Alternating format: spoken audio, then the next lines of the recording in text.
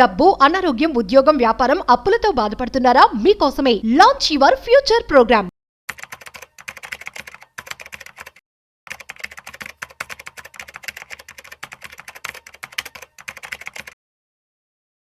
So ఈ month మనం చూస్తున్నట్లయితే నిఫ్టీ, సెన్సెక్స్ రెండు కూడాను ఆల్ టైమ్ హైకి దగ్గరలో ఉన్నాయి. అయితే అసలు ఈ మంత్ స్టాక్ మార్కెట్ ఎలా ఉంది, సో దీనికి సంబంధించి పూర్తి సమాచారం ఇవాళ మనతో చెప్పడానికి ఫినాన్షియల్ ఎక్స్పర్ట్ రమేష్ పసుపులేటి గారు ఉన్నారు. సో వారి మాటల్లో మరింత సమాచారం అడిగి తెలుసుకుందాం.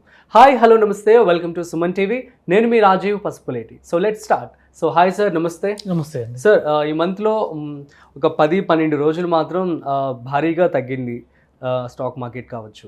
సో కానీ ఇప్పుడు మళ్ళీ నార్మల్గా వచ్చేసింది. అండ్ ఇప్పుడు మనం చూస్తుంటే ఆల్ టైమ్ హైకి దగ్గరలో కూడా ఉన్నాయి నిఫ్టీ అండ్ సెన్సెక్స్. సో ఈ పరిణామాల రీత్యా ఈ మంత్ ఎలా ఉంది అంటే ఏం చెప్తారు? డెఫినెట్గా మనం బుల్ మార్కెట్లో ఉన్నామని చెప్పుకోవచ్చు. ఎందుకంటే మనం 2024 అక్టోబర్ నుంచి 2025 మార్చ్ వరకు మార్కెట్ పడింది. మన దేశంలో చాలా పెద్ద క్రాష్ అయింది. ఎగ్జాక్ట్లీ. నిఫ్టీ కూడా 20% పడింది ఆల్మోస్ట్. అవును. సో ఎందుకు పడిందంటే లాస్ట్ ఇయర్ Q3 రిజల్ట్స్ బాగాలేవు. Q2 రిజల్ట్స్ నుంచే స్టార్ట్ అయిపోయింది. సో షేర్స్ కూడా ప్రైస్ టు ఎర్నింగ్స్ బాగా పెరిగిపోయినాయి. ఆల్మోస్ట్ 10 times నుంచి 100 times వరకు వెళ్ళిపోయినాయి. 10 times ముందే స్టాక్స్ కూడా 100 times వెళ్ళిపోయాయి. దాని తర్వాత FIs వెళ్ళిపోయారు. సో వార్స్ తర్వాత ట్రంప్ గెలిచాడు.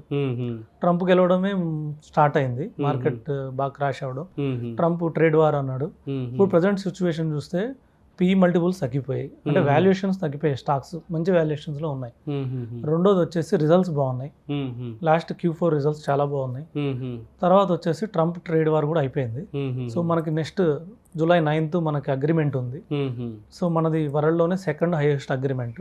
ఫస్ట్ చైనాతో చేశాడు, తర్వాత మనతో చేస్తున్నాడు. సో వార్స్ కూడా అయిపోయాయి. అవును. సో వీటన్నిటి వల్ల మార్కెట్ బుల్ మార్కెట్ అక్కడలోనే స్టార్ట్ అయిపోయింది. యాక్చువల్లీ మనకి 2025 ఏప్రిల్లోనే నిఫ్టీ చూస్తే ఆల్మోస్ట్ 5% పెరిగింది. అవును. మేలో ఇంకా బాగా పెరిగింది. మేలో కూడా 5% పెరిగింది. సో ఈ మంత్ ఫస్ట్ 12 days మీరు చెప్పినట్టు ఫస్ట్ 15 days ఏదైతే వార్ క్లోజింగ్ వరకు కూడా నిఫ్టీ పడింది. ఆల్మోస్ట్ మళ్ళీ 7% పడింది. అవును.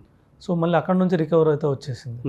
అక్కడ నుంచి డౌన్ ద లైన్ నుంచి మళ్ళీ ఇప్పుడు 8% పెరిగింది.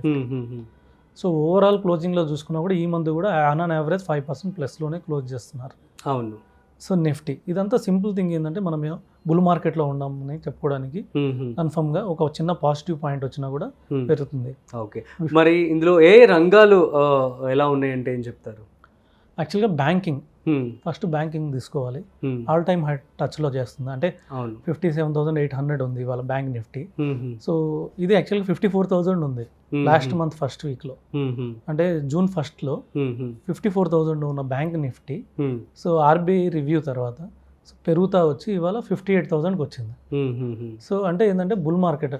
ఇంకోటి వచ్చేసి బ్యాంక్స్ అన్ని, ప్రైవేట్ బ్యాంక్స్ అన్ని పెరిగినాయి, గవర్నమెంట్ బ్యాంక్స్ పెరగలేదు. బాగా పెరిగింది ఏంటంటే NBFCs, okay, non banking financial services. వాళ్ళకి అసలు వచ్చేది ఎక్కువ ఇంట్రెస్ట్, ఇప్పుడు ఇంకా పాజిటివ్ పెరిగిపోయారు వాళ్ళంతా. అన్ని శ్రీరామ్ ఫైనాన్స్ అన్ని ఫాస్ట్గా పెరిగిపోయినాయి. అన్ని mid caps, small caps stocks బాగా పెరిగాయి. ఓకే. సో వీటికి ఫ్యూచర్ ఇంకా ఉంటుంది. సో ఎందుకంటే మనకు తెలిసినట్టు పెద్ద పెద్ద నేమ్స్ లైక్ బజాజ్ ఫైనాన్స్ కానీ ఇవన్నీ కూడా మన ఫ్యూచర్ ఫ్యూచర్ సంబంధించిన స్టాక్స్. అవును.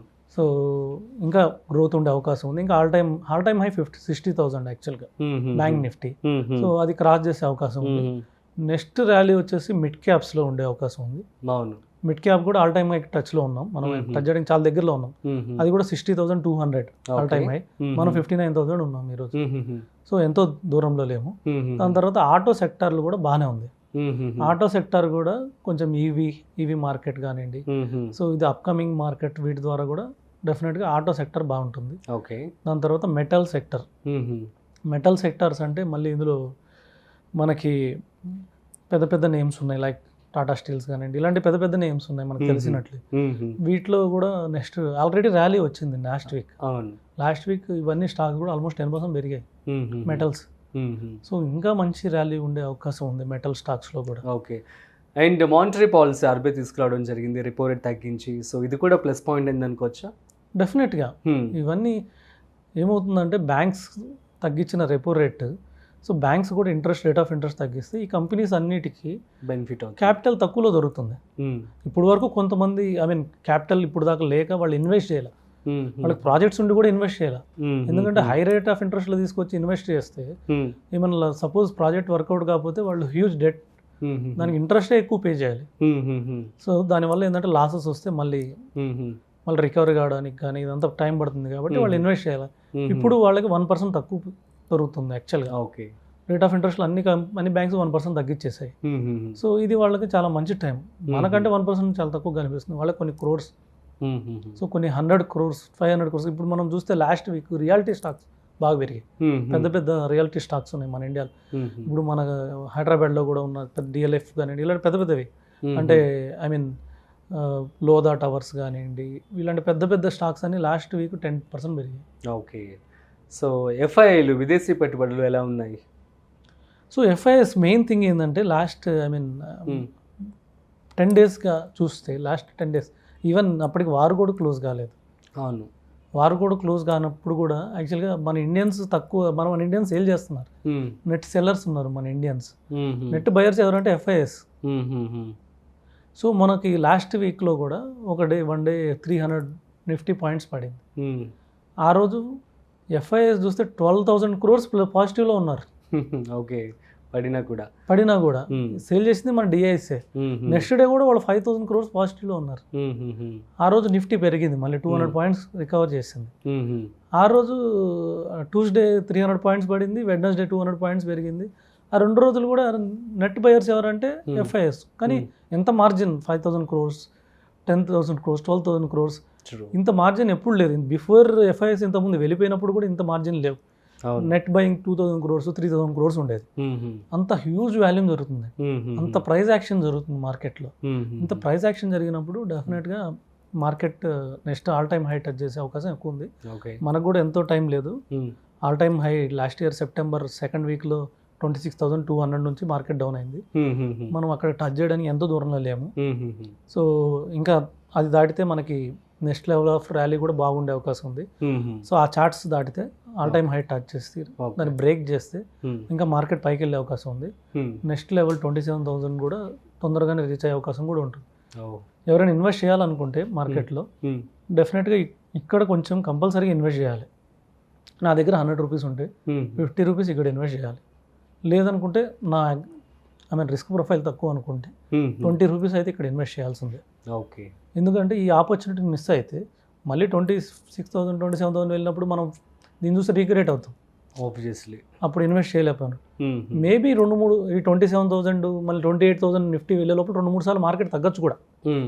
మళ్ళీ ఏమన్నా ఇలాంటి చిన్న చిన్నవి ప్రాబ్లమ్స్ రావచ్చు. లేదంటే జూలై 2nd వీక్లో మనకి రిజల్ట్స్ స్టార్ట్ అయిపోతాయి. అవును, మనకి ఎప్పుడైతే లాస్ట్ ఇయర్ మార్కెట్ ఎప్పుడు స్టార్ట్ అయిందంటే డౌన్ఫాల్ ఓన్లీ రిజల్ట్స్ స్టార్ట్ అయిపోయింది. Q2 రిజల్ట్స్ బాగాలేనప్పటి నుంచే ప్రాబ్లమ్ స్టార్ట్ అయింది. అలాంటివి వస్తే మళ్ళీ రావచ్చు. కానీ ఇవన్నీ ఆపర్చునిటీస్. మన ఇండియన్ మార్కెట్ వచ్చేసి by and dips market, simple. So ఈ బై అండ్ డిప్స్లో ఏంటంటే ఎప్పుడైనా డిప్ అయితే కొద్దిగా ఇన్వెస్ట్ చేయాలి.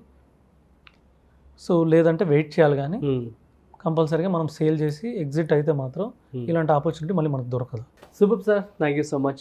సో గైస్, అర్థమైంది కదా. సో ఈ మంత్ అయితే స్టాక్ మార్కెట్ అనేది చాలా పాజిటివ్గానే క్లోజ్ అయిందని చెప్పడం జరుగుతుంది. సో ఎంత వాజ్ వచ్చినా సరే కూడాను లాంగ్ టర్మ్లో కనుక మీరు పెట్టుబడి పెట్టాలనుకుంటున్నట్లయితే సో మీరు ఎప్పుడైనా పెట్టుబడి పెట్టుకోవచ్చు అని కూడా చెప్పడం జరుగుతుంది. That's it. మరొక ఇంట్రెస్టింగ్ కాంటెంట్తో మళ్ళీ కలుద్దాం. మీకు ఏమైనా డౌట్స్ ఉంటే కామెంట్ చేయండి, మేము మీకు రిప్లై ఇస్తాము. So thanks for watching. This is Rajiv signing off. Video నచ్చినట్లయితే లైక్, షేర్ అండ్ సబ్స్క్రైబ్.